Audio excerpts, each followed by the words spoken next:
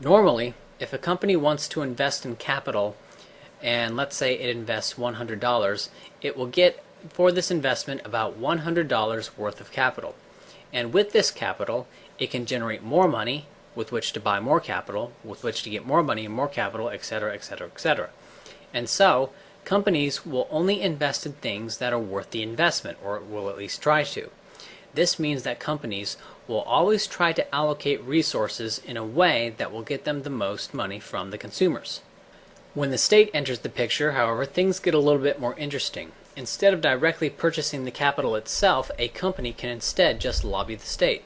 It can invest $100 into the state and get $1,000 spent on capital for the company in return. This is the classic kickback scheme.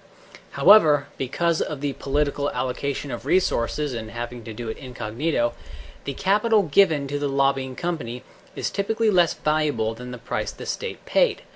But the company doesn't care about that. All that matters to the company is that the capital it receives is worth more than what it paid for in lobbying. For example, the US started a war with Iraq, securing Halliburton far more than what it paid for in lobbying. And of course, the money the state spends on the capital comes from the taxpayer. Some people call this dynamic capitalism. This is why early anarchism is closely aligned with socialism.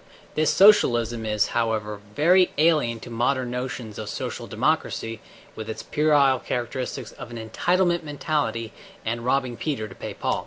The Republican and the Democrat are both textbook examples of social democrats and capitalists, as I use the word. Social democracy has won the day thanks to the Fabians and their emulators, and the effects are becoming more and more visible.